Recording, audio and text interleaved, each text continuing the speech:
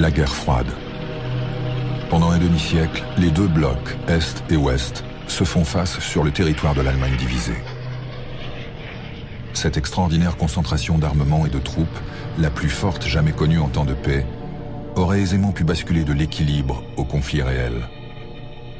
De part et d'autre, le sang-froid a été conservé. En partie grâce à une connaissance précise de l'adversaire, de ses moyens, de ses capacités et de ses intentions. À l'origine de ces informations, une poignée d'officiers de renseignement, soviétiques, français, britanniques et américains, vont pendant plus de 40 ans et en toute légalité se glisser quotidiennement des deux côtés du rideau de fer. Ces équipages forment ce que l'on appelle les missions de Potsdam. Un autre. 69, 85, 60, alors on va marcher 122, 30, un autre. 02, un autre 75, un autre avec RB2. Un autre 179, il y a le KMT 6 au pied. Un autre 178, 177, 176.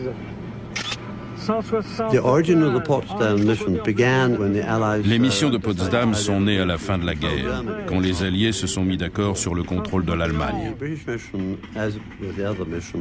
À l'origine, la mission britannique, comme les autres missions, étaient des organes de liaison, chargés d'assister de diverses manières les commandants des 4 zones. Recherche et rapatriement des réfugiés, règlement des réparations, recherche des criminels de guerre nazis, etc. Ces missions sont issues de la division en 1945 de l'Allemagne nazie en 4 zones d'occupation. Une zone britannique, une zone américaine, une zone française et une zone soviétique, au sein de laquelle Berlin, la capitale, est elle-même divisée en 4 secteurs.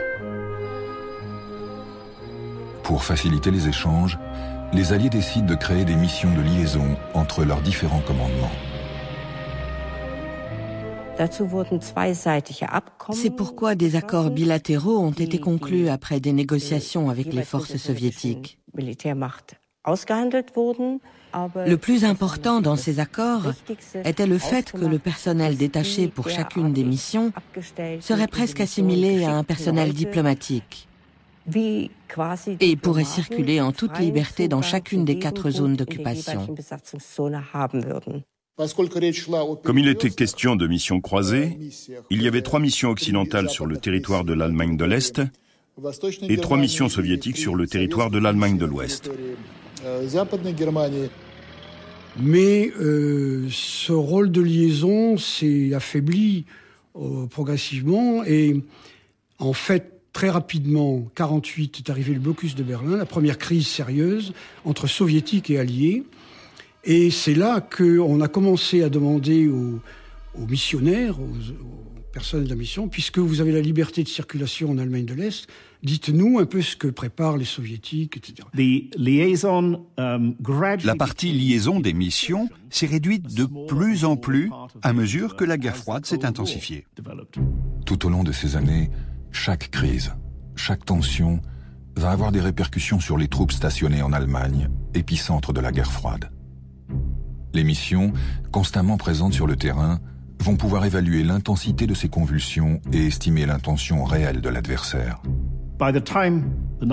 Et ainsi, jusqu'au début des années 1990, je peux dire avec certitude que 90% des finances, du personnel et du matériel étaient affectés aux opérations de renseignement, contre 10% seulement au travail de liaison. Le véritable objet des missions était de surveiller d'aussi près que possible l'ennemi potentiel de l'autre côté de la frontière. À 30 km au sud-ouest de Berlin, le fameux pont de Glienicke marquait la frontière entre Berlin-Ouest et la République démocratique allemande. Nous étions en tenue militaire avec des insignes de grade apparents et nous étions à bord de véhicules militaires de couleur kaki avec des plaques jaune vif ornées d'un numéro très gros. C'est les Russes qui avaient choisi le format avec marqué en russe mission de liaison auprès du commandant soviétique. Lorsqu'un véhicule d'une des missions, peu importe laquelle, venait de Berlin-Ouest, il s'arrêtait brièvement devant la grille à ouverture électronique. Les soldats soviétiques ouvraient la grille et le véhicule avançait dans la zone de vérification. Là, ses occupants étaient contrôlés par les soldats. Ensuite, la deuxième grille était ouverte et le véhicule pouvait gagner librement l'Allemagne de l'Est.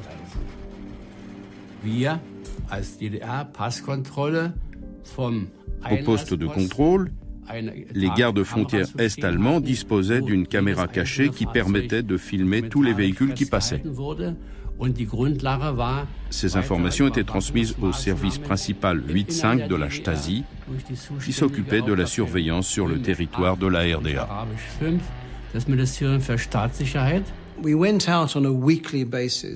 Nous faisions des sorties hebdomadaires d'une journée ou de 2 ou 3 jours, auquel cas on dormait dans les bois.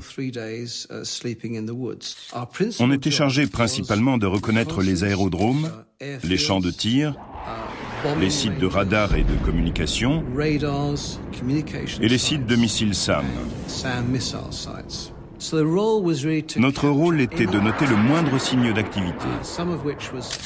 Certaines étaient planifiées, mais on espérait toujours tomber sur un scoop, quelque chose qui n'était pas du tout prévu. Celui du capitaine, tu prends, hein? Faites gaffe, il y a quelqu'un derrière. Hein. C'est du whip.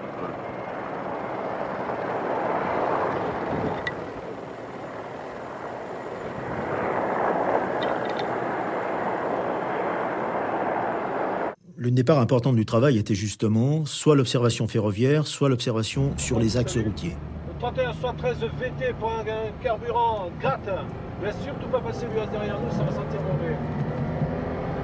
Et pour avoir une observation beaucoup plus précise, il fallait se montrer. Donc se montrer très physiquement, cela voulait dire prendre l'axe du convoi, remonter le matériel en le décomptant. Nous essayons d'avoir une banque de données extrêmement précise sur l'immatriculation de l'ensemble des véhicules routiers des forces soviétiques qui étaient liés à la détermination de telle ou telle unité.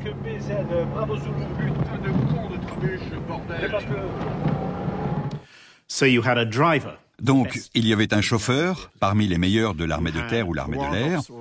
Il y avait un adjudant-chef ou un sergent, des hommes bourrés de qualité qui n'hésitaient pas à dire à leur officier qu'il se plantait. Et enfin, il y avait un officier. Tout cela faisait un mélange fabuleux d'expériences militaires et de compétences linguistiques. Ainsi, l'officier parlait toujours le russe et l'allemand, voire le français aussi. On choisissait des hommes de valeur, on leur laissait les coups des franches pendant les opérations et on croisait les doigts pour que tout se passe bien. Un jour, j'ai récupéré une bombe. Était-ce très sage ou pas? C'est une autre histoire.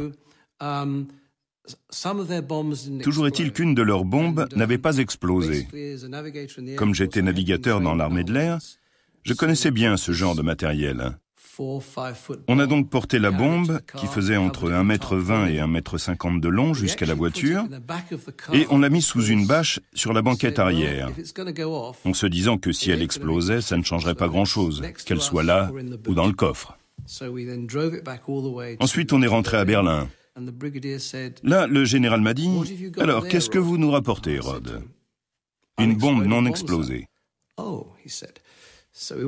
On l'a porté jusqu'au PC Opération, on l'a posé sur la table avec tous mes collègues autour, on a retiré la bâche et tout le monde s'est enfui. Si j'avais décidé de la rapporter, c'était pour montrer que la technologie soviétique était parfois très primitive.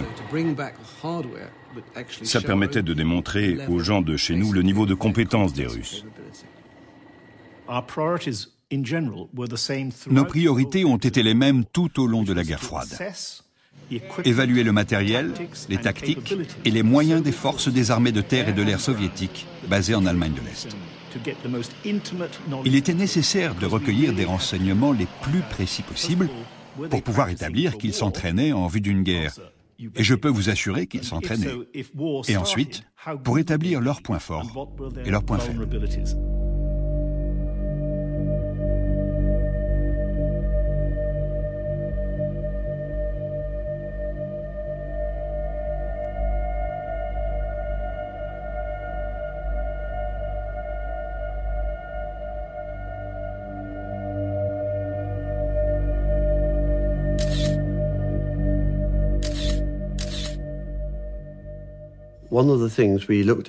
La mission britannique s'intéressait particulièrement à leur système de commandement. Un jour, en pleine forêt, on est tombé sur le bunker du commandement soviétique et on a réussi à s'introduire à l'intérieur. On était tendu parce qu'on avait dû laisser la voiture avec le chauffeur. En ressortant, on s'est aperçu avec horreur qu'une sentinelle soviétique armée se tenait juste à côté de la voiture. On s'est dirigé vers la voiture en se demandant quoi faire. Arrivé à sa hauteur, on a vu que l'homme avait l'air assez perplexe. Je lui ai dit « Garde à vous, saluez !» en russe, que je parlais à l'époque, en me redressant de toute ma taille. Et il s'est mis au garde à vous et nous a salués. On est remonté en voiture et on a filé. On a eu de la chance. Comme l'indiquait son nom, la mission avait aussi une réelle fonction de liaison. On était chargé de maintenir une parfaite communication. Dans ce cadre, on entretenait des relations sociales normales avec l'état-major soviétique. On les recevait dans notre résidence à Potsdam à l'occasion de l'anniversaire de l'indépendance américaine ou pour les fêtes de commémoration de la jonction des armées américaines et russes sur l'Elbe à Torgau. C'était toujours très agréable. Le seul point sur lequel Américains et Soviétiques tombaient toujours d'accord était la coopération pour gagner la guerre contre l'Allemagne nazie. Pour les Français, c'était inévitablement le souvenir, la commémoration de l'escadrille Normandie-Niemen, qui était très connue, était très appréciée des Soviétiques pendant la Deuxième Guerre mondiale, et qui nous rappelait que nous rappelions nous-mêmes régulièrement, et ça faisait partie à la fois d'une réalité du passé et de la fiction de ces commémorations. Le rôle de liaison était ainsi réaffirmé et faisait un peu oublier, pas longtemps, sans illusion, les activités de renseignement que menaient les uns et les autres. La dédiabolisation de l'ennemi, et je dirais même son humanisation, était aussi le résultat des activités des missions de liaison dans les conditions de la guerre froide. C'était extrêmement important parce que l'idéologie, la propagande, transformait souvent l'ennemi en quelque chose qui ne ressemblait que vaguement à un être humain. Donc la liaison s'est toujours faite, même quand, après l'intervention soviétique en Afghanistan, nos relations se sont considérablement dégradées. Nous avions reçu des instructions des services diplomatiques de réduire la représentation, par exemple, à la réception pour la fête de l'Armée rouge en février. Alors on ne pouvait venir, alors c'était même un peu ridicule, les épouses devaient porter une simple robe de cocktail et la tenue des officiers était aussi prescrite de façon à donner un signal aux soviétiques qu'on était là par devoir, mais bref. La pire période a été celle où Gorbatchev a décrété « plus de vodka ». À toutes les occasions officielles où les soviétiques étaient présents, pas de vodka. Pour eux, c'était catastrophique parce qu'ils aimaient ça. Ne pouvant plus boire, ils sont devenus terriblement ennuyeux, apathiques et de mauvaise compagnie. Heureusement, ça n'a duré que 6 mois. Les toasts qu'on portait paraissaient toujours sincères. Les conversations étaient détendues. Mais à la minute où les derniers invités soviétiques avaient quitté la réception, dès que leur voiture était partie, une des nôtres sortait pour aller planquer sur un objectif russe.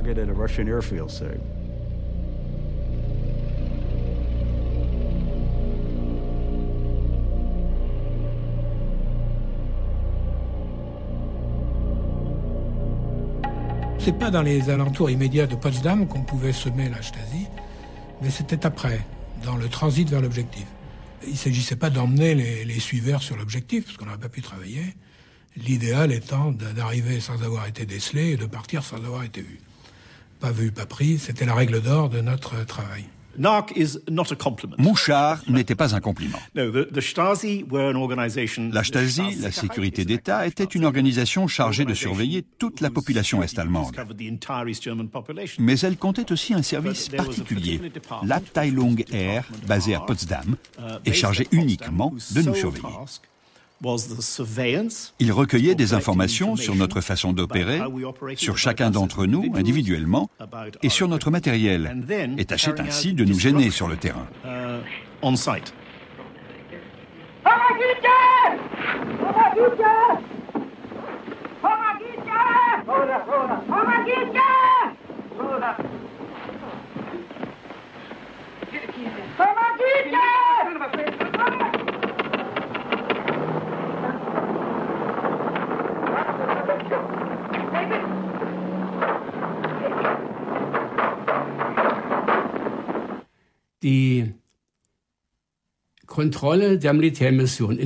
La surveillance des missions en RDA ne revenait pas uniquement au service 8-5, mais aussi à tous les personnels de la police, de la Stasi et des services armés.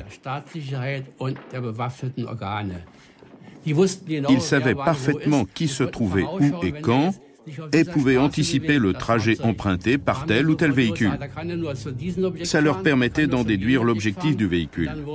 À ce moment, on prévenait de leur approche les équipes de surveillance et de contrôle des points concernés. Je me souviens d'une mission de 2 ou 3 jours où on s'était rendu compte qu'on était suivi. Il y en avait derrière nous, mais aussi devant et sur les côtés. On avait identifié 13 voitures, toutes équipées de caméras, de matériel vidéo, etc. Ils étaient très sérieux, et on en était conscient. Mais on avait mis au point des contre-mesures. Vous voulez un exemple ?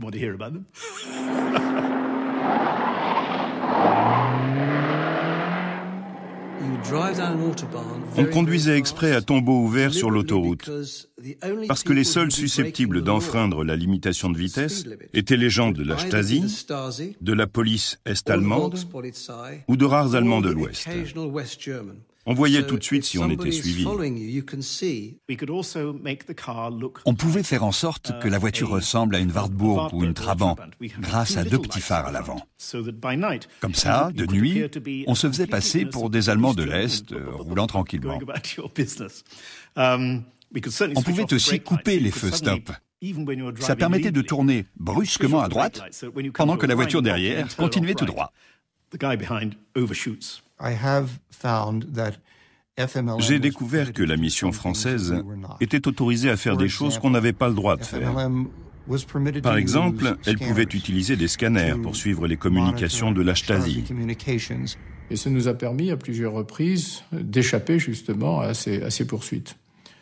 Cela dit, je pense qu'au bout d'un certain temps, quand ils ont capturé des équipages et lorsqu'ils ont mis à sac certains véhicules, ils se sont aperçus de quel type d'équipement nous avions et ils ont pris des mesures nouvelles et plus de précautions justement pour ne pas être décelés de cette manière. 102 BTR 60. Ensuite, un autre 152, 4202 IB. Un autre, 4204 IB. Il y a des mecs qui savent, ils nous regardent tous. Ils nous regardent tous. 131 avec une 4117 IB avec une autre cuisine roulante. Là, ça déboule encore. Hein. 200. 131 4520 IB avec une cuisine roulante. Un 4320 4401 IB avec un 152. À la différence de leur administration, les Allemands de l'Est nous considéraient plutôt comme des observateurs. J'ai souvent discuté avec eux au fil des années. Ils étaient très contents qu'on soit là. Ils savaient ce qu'on faisait. Ils nous donnaient même des informations. Les gardes-barrières, par exemple. On s'arrêtait à un passage à niveau, le garde nous faisait signe, on sortait de la voiture et il nous disait « Attendez une dizaine de minutes, juste ça ». Il savait qu'un train militaire était sur le point de passer. Et il savait aussi qu'on serait content d'être là au moment où il passerait. À en juger par les signes de sympathie qui nous étaient souvent adressés, on pouvait penser que la population nous était globalement favorable. En fait, c'était pas tout à fait le cas. Et il y avait une espèce de géographie physique et humaine des sympathies, entre guillemets. Tant qu'on s'approchait des objectifs soviétiques, la population allemande n'y voyait pas d'inconvénient majeur. Par moments même, ils faisaient preuve d'une certaine complicité souriante. Ça ne les dérangeait pas qu'on s'intéresse à leurs occupants. Quand on s'intéressait aux objectifs est-allemands, le sentiment national prenait le dessus et ils n'aimaient pas ça et ils nous le faisaient savoir, par la délation ou obstacle ou que sais-je. En général, les chefs n'aiment pas les incidents. La règle d'or dans la vie militaire, je crois dans toutes les armées, c'est pas de vagues. Moins vous faites de vagues et plus vous êtes apprécié. Donc à chaque incident, soulever des questions, d'abord au niveau de l'état-major, puis au-dessus encore, il y avait la limite politique. C'est-à-dire quand l'incident avait pris une proportion, passé dans les médias, etc., alors à ce moment-là, c'est les affaires étrangères qui disaient « Ouh là là, mais qu'est-ce que c'est cette mission ?» Source d'embarras. Toute l'astuce consistait à aller dans la zone où on n'était pas pris. Ça, c'était la première règle. Pas vu, pas pris. Pas pris, pas coupable.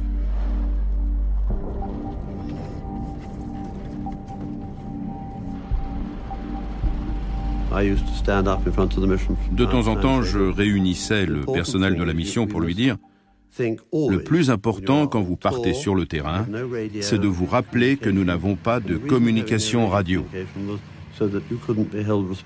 De cette façon, on ne pouvait pas être tenu pour responsable de quoi que ce soit. Pas question de pouvoir leur dire « rentrez ». C'était uniquement le chef de l'équipage qui prenait les décisions. Ni moi ni personne ne pouvait l'influencer.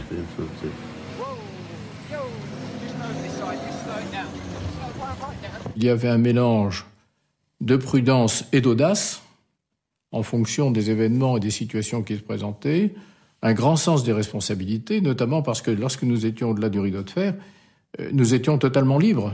Les décisions étaient prises conjointement par l'équipage de la voiture, parce que dans le pire des cas, quelqu'un pouvait y laisser sa vie.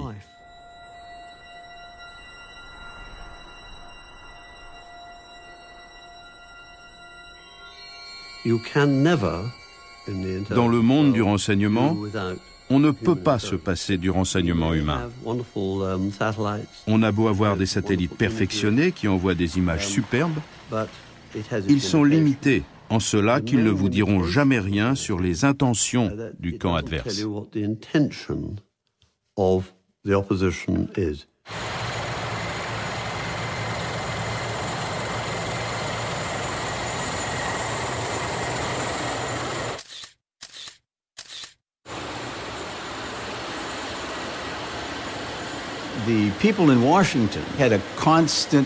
Les gens de Washington étaient littéralement assoiffés d'informations. Parfois, leurs demandes étaient complètement irréalistes. On aimerait bien voir la composition du blindage avant d'un char soviétique. Comment voulez-vous trouver ça? Il n'était pas exclu qu'on puisse s'approcher d'un char. On pouvait taper dessus, mais ça s'arrêtait là. Ils nous ont dit, non, ce qu'il faudrait, c'est que vous perciez le blindage avant. Comme il y a plusieurs couches, il faudrait recueillir les différentes compositions. Cela nous donnerait des informations excellentes qui nous permettraient de contrer la menace. On leur a répondu, on est censé faire comment? La nuit, avec une grosse perceuse? Dans la mission, on m'avait surnommé Velcro parce qu'on aurait dit que les objets se collaient à moi quand on était sur le terrain. Une fois, j'étais en train d'examiner les traces d'un char T-80 quand j'ai aperçu un morceau de métal qui sortait du sable. Je me suis baissé pour le ramasser. C'était un bloc de blindage réactif tombé du char et qui s'était enfoncé dans le sol à son passage. Il n'y en avait qu'un tout petit morceau qui dépassait, mais j'étais très fort pour fouiller partout. Je l'ai fourré dans mon sac et je suis retourné à la voiture. Je n'ai rien dit pendant qu'on buvait une tasse de thé à l'intérieur, puis je l'ai montré aux deux autres en leur expliquant ce que je pensais que c'était. Vous n'imaginez pas tout ce qu'on trouvait dans les poubelles et les latrines. C'était incroyable. Déjà, c'était répugnant à faire. En général, pendant l'émission, l'adjudant ou le sergent vous tendait la paire de gants en disant « C'est vous le mieux payé. Voilà les gants. » Il y allait de votre fierté. Je me souviens d'une fois, les Allemands de l'Est avaient fait des manœuvres dans le sud du pays. On les avait surveillés jusqu'au moment où ils avaient poursuivi leurs opérations plus loin, à l'Est. Du coup, les latrines éta't toutes fraîches et à notre entière disposition. En pleine journée, on est sorti de la voiture pour descendre dans les latrines. Évidemment, on n'avait que des gants en caoutchouc épais, pas de combinaison de protection chimique. C'est là que j'ai repêché un billet de tramway. Un renseignement d'une valeur extrême. J'ai compris que c'était la 8e division d'infanterie motorisée. Le billet était composté et daté de la veille. Comme la division était encore à la caserne la veille, ça voulait dire qu'elle s'était déployée pendant la nuit et qu'elle venait de commencer les manœuvres. Et ça, c'était du renseignement. Ça valait la peine de recueillir ces renseignements jour après jour. Même si ça paraissait parfois répétitif, ça nous permettait d'ajouter une nouvelle pièce au puzzle. Au bout d'un moment, toutes ces petites pièces formaient une mosaïque qui nous donnait une meilleure compréhension des forces en présence de l'autre côté de la frontière.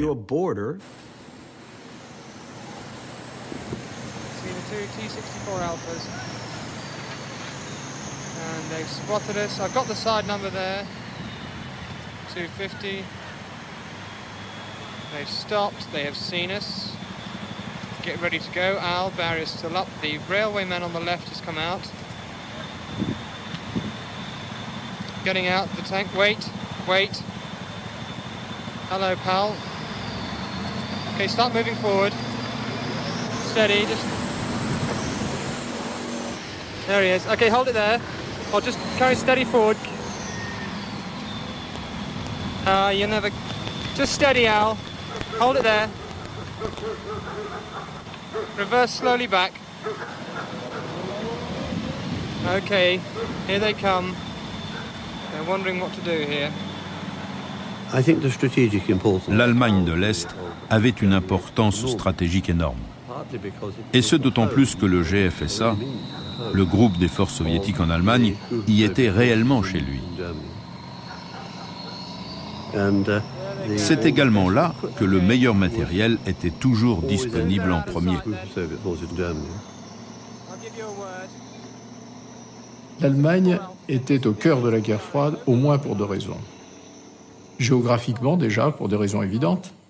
Mais il y avait une autre raison à cela aussi, c'est que les Soviétiques ne voulaient pas qu'à l'Ouest se reconstitue un bloc avec au cœur de ce dispositif les Allemands comme leaders politiques de ce nouveau bloc occidental. Le dispositif face à l'Ouest partait des frontières entre les deux Allemagnes. 5 armées, 20 divisions. En deuxième échelon, vous aviez en Pologne un groupe de forces. Vous en aviez un autre en Tchécoslovaquie, en flanc. Et le dernier échelon, c'était la région militaire de Minsk. Tout ça, ça constituait un énorme ensemble dont la pointe, l'élément fort, était en Allemagne de l'Est. En 1985, l'Union soviétique compte à elle seule 51 000 chars, 34 000 pièces d'artillerie, 11 000 appareils aériens et près de 2 millions de soldats. Face à eux, tous les éléments les plus puissants de l'OTAN sont stationnés en Allemagne de l'Ouest. Ils étaient tout près. Donc les choses, si les choses devaient se passer, si le conflit devait éclater, c'est-à-dire si la dissuasion qui était réelle à l'époque, qui paralysait tout le monde, échouait, je crois que c'est par là que ça serait passé. Le dispositif en temps de paix en Allemagne de l'Est, c'est celui du temps de guerre. Les unités soviétiques ou est-allemandes n'avaient qu'à gagner des zones de desserrement toutes proches de leur garnison pour se retrouver prêtes à démarrer.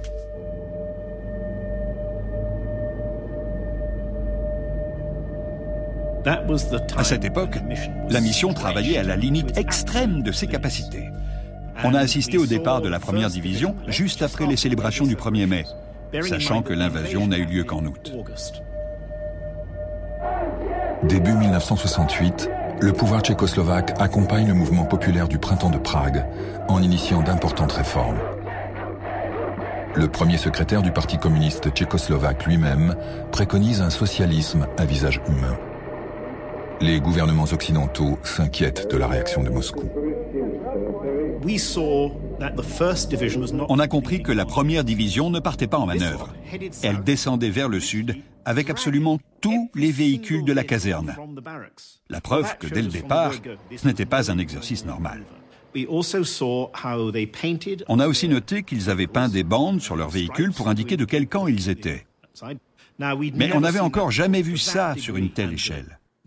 La garnison entière s'est transformée en ville fantôme. Ils partaient en guerre. Quant à savoir s'ils allaient se battre ou non, la décision relevait des gouvernements tchécoslovaques et soviétiques. Mais à ce moment-là, à l'Ouest, les gens ne croyaient pas qu'il y aurait vraiment une guerre. Ils pensaient que c'était une manière de faire pression sur le gouvernement tchécoslovaque. C'était le cas. Mais le fait est que les troupes étaient prêtes pour la guerre.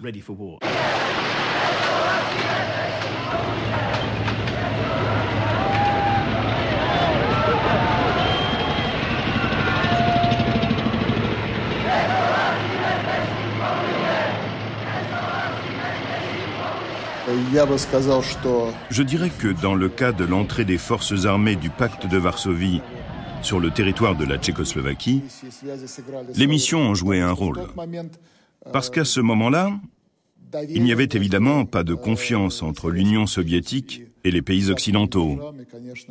Et on ne pouvait croire que ce qu'on voyait de ses propres yeux.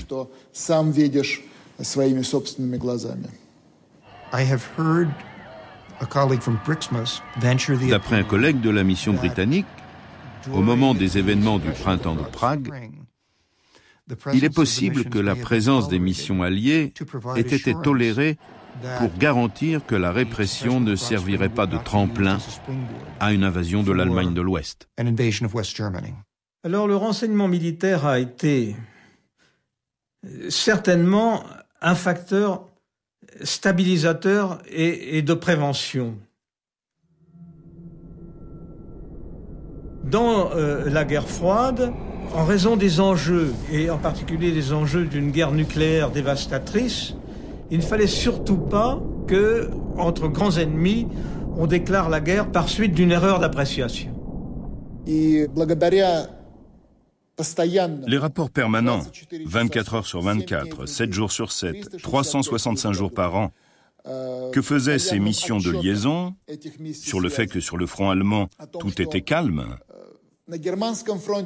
créaient l'assurance psychologique qui a permis de rester toujours à la limite de la guerre sans jamais la franchir. Alors moi, ma conviction personnelle et mon analyse pour avoir vécu ces années-là, c'est que c'est pas pour autant qu'on n'était pas ennemis, qu'on n'essayait pas de se faire des mauvais coups. Mais on se faisait ces mauvais coups sur les théâtres extérieurs, là où la défaite de l'un ou de l'autre ne risquait pas de déclencher une guerre mondiale. Hiver 1979, les troupes soviétiques pénètrent en Afghanistan. Pendant 10 ans, elles vont soutenir militairement le pouvoir communiste en place. Ce conflit très lourd en vie humaine et sans résultat probant pour le régime de Kaboul va profondément atteindre le moral de l'armée rouge. Le conflit afghan a eu des répercussions sur les forces allemandes de l'Est.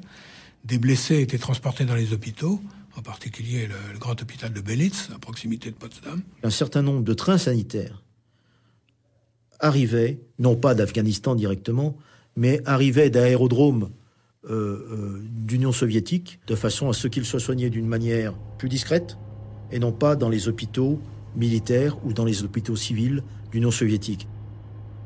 La mission a réussi à récupérer, entre autres, des documents médicaux derrière un bâtiment médical soviétique.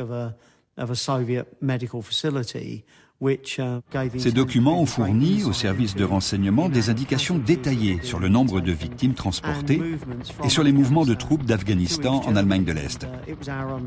On savait déjà qu'une grande partie des victimes, en particulier les soldats tués, étaient ramenés en RDA pour y être autopsiés. On voulait aussi essayer d'évaluer le moral des Russes en Allemagne de l'Est en étudiant les dossiers médicaux. Il y a eu des cas où des soldats soviétiques ont jeté des grenades dans un baraquement pour se venger d'autres soldats qu'ils n'aimaient pas.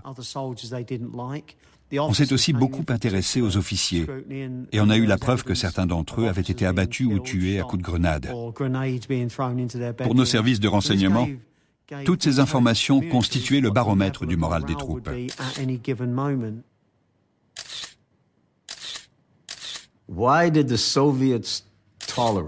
Pourquoi les Soviétiques ont-ils toléré que ces missions américaines, françaises et britanniques s'agitent ainsi autour de leurs forces?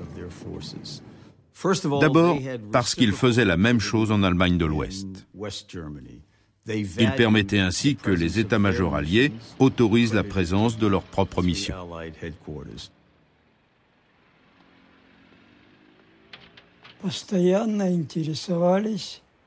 Nous nous intéressions en permanence à des sites militaires importants. Et pas seulement aux sites anglais, mais aussi aux sites allemands et aux sites américains. Et parfois même à d'autres choses.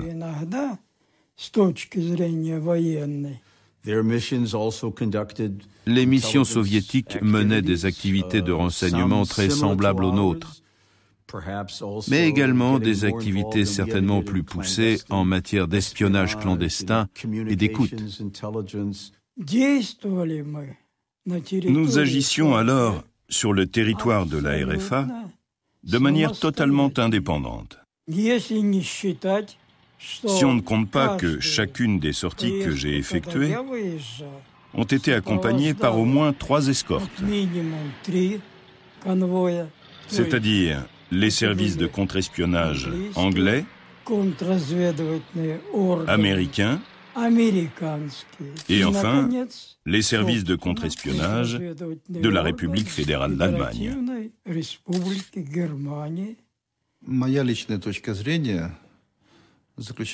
Mon point de vue personnel, c'est qu'à mon avis, les Soviétiques avaient davantage besoin de ces missions que les Alliés. Parce que nous ne disposions pas de moyens suffisants pour surveiller les armées qui se trouvaient dans la zone occidentale.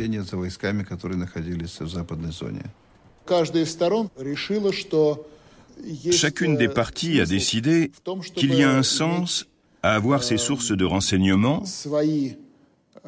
ou disons, ses services de renseignement, sur le territoire adverse. Même au prix de laisser à l'autre partie la possibilité d'espionner sa propre organisation. Et là, vous avez l'heure, là, mon capitaine, s'il vous plaît. Il est 14h16. 14h16. La première partie est pratiquement terminée. Et le 18e est arrivé aussi. Suivi par un ouvroir le 15.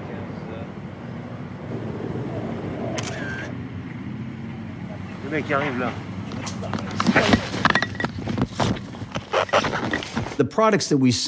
Les données transmises n'étaient pas uniquement des informations brutes, c'est-à-dire des listes de véhicules, etc. Il y avait aussi une analyse, un historique du matériel ou de l'unité concernée. Quand un officier d'infanterie observe une opération de franchissement d'un cours d'eau, il ne va pas seulement faire la liste des véhicules et noter la durée de la manœuvre. Il va aussi pouvoir faire des comparaisons. D'après mon expérience, ils ont été plus efficaces qu'une unité américaine. Ou bien, ils étaient moins rapides, etc. Mais souvent, les agences de renseignement de la défense se sentent menacées par ce genre d'observation. Elles vous répondent « On se fiche de votre opinion, contentez-vous de nous donner les faits. C'est nous, à Washington, qui déciderons de leur signification. » Mais pour nous, au contraire, ils encourageaient nos hommes à faire l'analyse de l'information brute.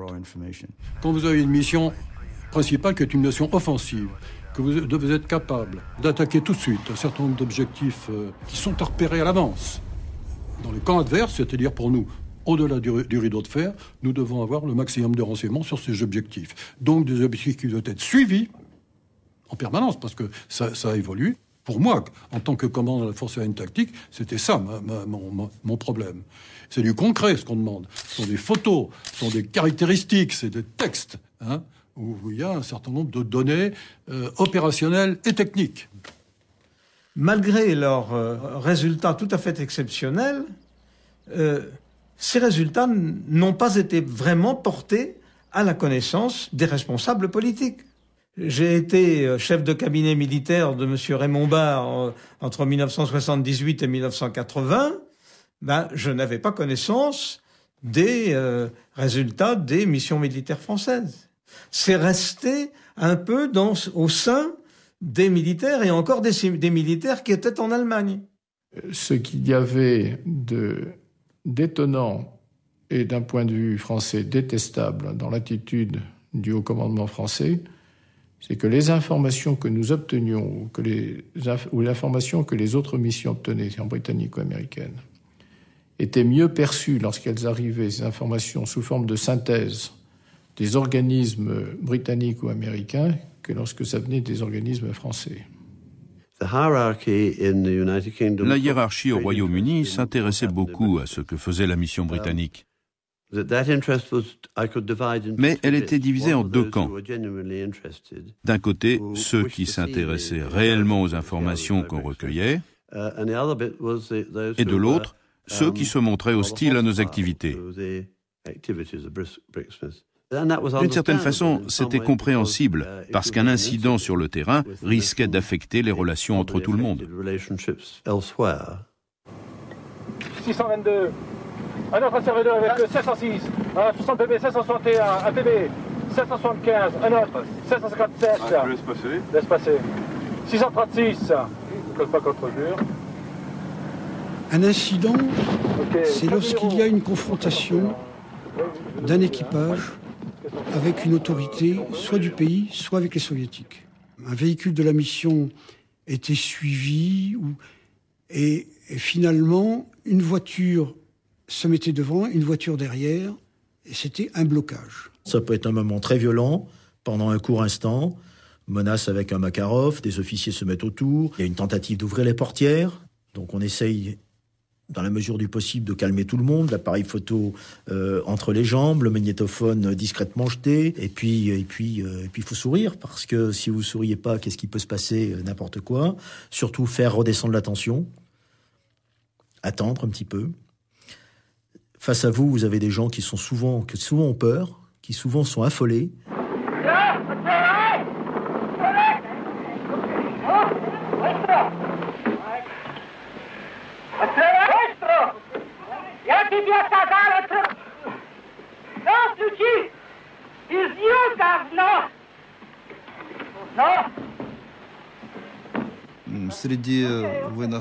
On n'expliquait pas aux soldats qui étaient les membres de missions de liaison militaire. Et j'ai l'impression que les soldats pensaient que c'était des espions qu'il fallait capturer à tout prix. À la suite d'une course-poursuite en voiture, la tension était énorme. Et la première chose à faire était d'essayer de désamorcer la situation. La meilleure technique qu'on avait trouvée une fois qu'on était arrêté et qu'on était coincé dans la voiture, c'était de se détendre, de boire une tasse de thé et de faire de grands sourires aux Russes. Alors, commencer ensuite une discussion avec le chef de l'équipage et le plus gradé des militaires qui avaient bloqué le véhicule. Si c'était des forces est-allemandes, nous ne reconnaissions pas l'Allemagne de l'Est, les autorités de l'Allemagne de l'Est. On ne parlait jamais aux policiers est-allemands. On les ignorait complètement. Ils contactaient les Russes qui envoyaient leur responsable local. Celui-ci prenait nos accréditations. Ensuite venait ce qu'ils appelaient la détention, où ils nous accusaient d'un certain nombre de choses, espionnage, photos, etc. Cette espèce de mascarade pouvait durer des heures, pendant lesquelles on dormait dans la voiture et on se faisait à manger. Ça, c'était l'incident le plus courant, le plus banal, qui portait pas à conséquence, parce qu'après, il y avait une protestation du commandement soviétique auprès du chef de mission, mais c'était du bas niveau, c'était, bon, ça se réglait comme ça. C'était un peu la routine. Allez, on y va. Pas trop vite.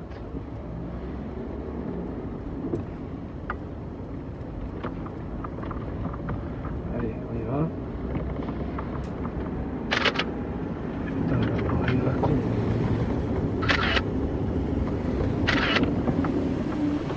Reculez, vite, reculez. Démerdez-vous, reculez, bordel. Reculez, à fond, tout droit, à fond. Encore. Voilà. Allez, démarrez.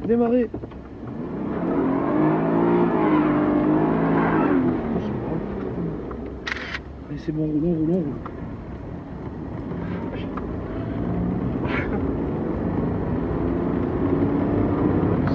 Pour ce qui me concerne, je me sentais plus à l'aise avec les Soviétiques, malgré les incidents que l'on pouvait avoir, qu'avec les Allemands de l'Est. Pourquoi ? Parce que les Allemands de l'Est avaient un intérêt politique à créer l'incident.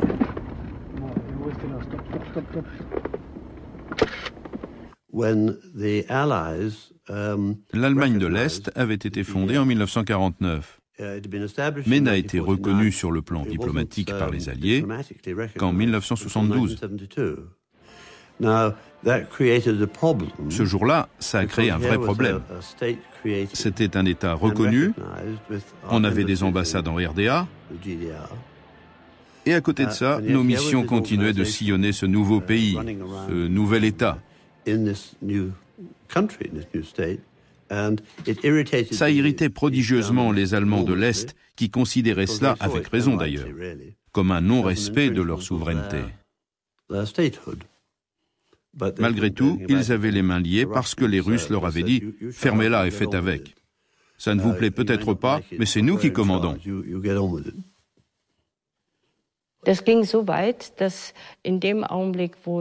Même après que la RDA a eu déclaré sa souveraineté, c'est allé jusqu'au point où des généraux soviétiques ont annoncé aux membres des missions, peu importe les déclarations politiques, les missions militaires seront maintenues et continueront d'exercer leurs fonctions.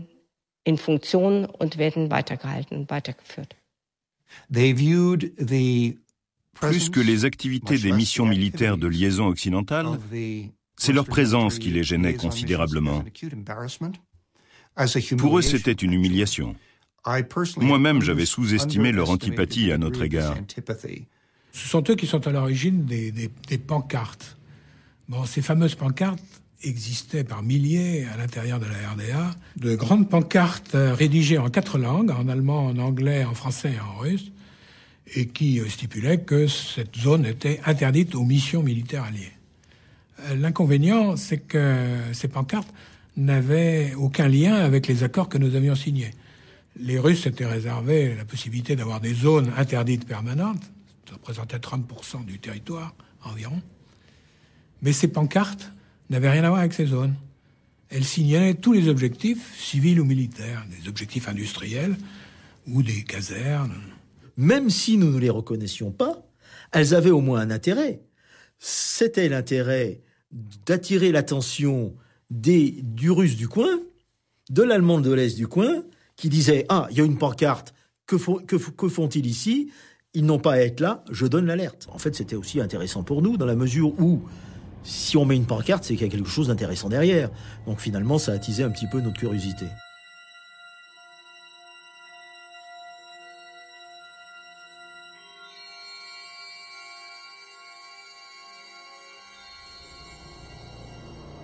Les blocages, les percussions, les tirs de sentinelles vont jalonner l'histoire des missions avec plusieurs blessés. Mais ce n'est qu'au milieu des années 1980, après la période dite de détente, que les incidents se révéleront fatals avec 2 morts. Le 22 mars 1984, l'adjudant-chef Philippe Mariotti est tué dans une embuscade organisée par la Stasi. Quand les soviétiques sont arrivés, il y a eu une altercation entre les soviétiques et les Est-Allemands. Parce que les soviétiques ont réalisé que c'était un incident grave, qui allait avoir des répercussions politiques. Les Est-Allemands ont toujours prétendu que le conducteur était ivre, mais il se trouvait que le chef de la section des relations extérieures, le colonel Roubanov, était scandalisé par l'attitude des Est-Allemands, vraiment scandalisé. Et quand je lui en ai parlé, je lui ai dit « mais la thèse de la police allemande ne tient pas la route, on voit bien que... » Il n'a rien dit, il a mis sur la table tout le paquet de photos prises par la Stasi avec les traces de freinage qui étaient à l'évidence une preuve que c'était une collision délibérée. Il y a eu bien sûr une protestation diplomatique, mais ça n'a pas eu le retentissement médiatique qu'a eu plus tard l'incident Nicholson entre Américains et Soviétiques. Major Arthur Nicholson was an outstanding officer, murdered in the line of duty.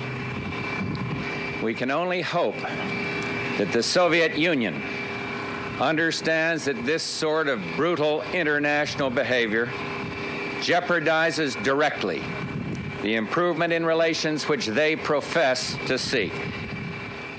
Le commandant Arthur Nicholson a été abattu le 24 mars 1985. Au cours du débriefing par ses supérieurs, la sentinelle soviétique a reconnu qu'il savait dès le début que la voiture était un véhicule d'émission et qu'il n'avait fait aucune sommation avant de tirer. On aurait pu penser que le moment était venu de réévaluer la raison d'être des missions, mais curieusement, le sujet n'a jamais été évoqué sérieusement par qui que ce soit.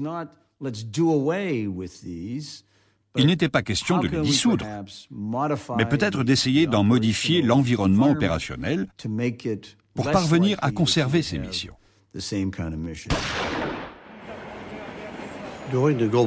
Pendant la présidence de Gorbatchev, au moment de la perestroïka et de la glasnost, les missions ont reçu pour consigne de se montrer extrêmement discrètes dans leurs opérations de renseignement. La situation diplomatique était en train de changer, la situation internationale aussi, ce que les officiers et les chefs du groupe des forces soviétiques en Allemagne avaient du mal à appréhender. Je me souviens d'une conversation avec le général Snatkov qui m'avait dit « Qu'est-ce que vous comprenez à la perestroïka et la glasnost ? Ça nous crée de gros problèmes. On nous dit de pratiquer la glasnost, mais une fois qu'on a ouvert la fenêtre, ce sont ses propres mots, une fois qu'on a ouvert la fenêtre, on ne peut pas contrôler le vent qui s'engouffre dans la pièce. »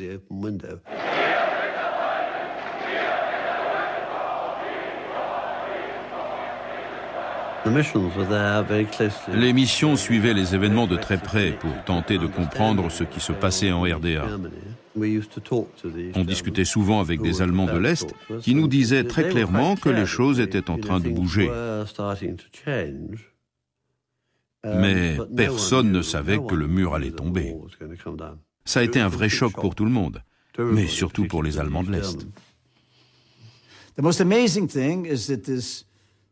Le plus étonnant est que ce complexe énorme, cet empire militaire impressionnant, a implosé entièrement, sans un bruit. Et la plus grande concentration de forces militaires en Allemagne de l'Est depuis la fin de la guerre est tout simplement partie. Sur un des derniers trains militaires à quitter la RDA, il y avait une immense banderole avec ces mots « Nous reviendrons ». Dans le grand jeu de « je te tiens, tu me tiens par la barbichette », chaque bloc avait tout intérêt à se montrer tout en se montrant pas. Il fallait tout de même que l'Occident comprenne bien que l'Union soviétique était une menace militaire réelle, qu'elle avait la capacité industrielle réelle de fournir du matériel et des unités cohérentes face à l'Ouest. De même, il était aussi important que les Soviétiques aient un œil aussi sur la capacité des troupes de l'OTAN en RFA. Les dirigeants soviétiques, américains, français et britanniques ont su pendant toute la guerre froide que l'ennemi ne planifiait pas d'attaque soudaine. Et ce fut possible grâce à l'activité des 4 missions de liaison militaire derrière la ligne de front de la guerre froide. Donc je dirais que dans une certaine mesure, si la guerre froide est restée froide, c'est grâce aux missions de liaison militaire des 4 puissances.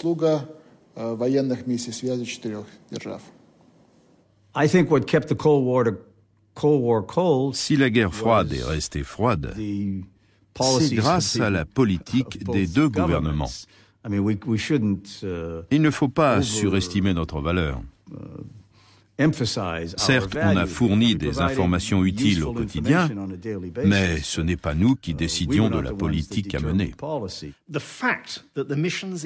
Le fait que ces missions ont été créées et maintenues tout au long de la guerre froide par la volonté des 2 blocs montre que chacun était conscient de leur valeur. Et pour preuve, le jour où on a formé des équipes d'inspecteurs dans le cadre du contrôle des armements, on a choisi des membres de la mission britannique. J'avais monté notre première équipe et devinez quoi, j'ai retrouvé mes homologues des autres missions. Les soviétiques ont apprécié. Vous avez envoyé des professionnels. On se connaissait tous. C'est le colonel Pereverziev, chef du renseignement militaire soviétique à Potsdam, qui avait chargé les équipes de me traquer et que la Stasi prévenait. C'est lui qui désormais me passait les jumelles pour que j'observe les manœuvres soviétiques.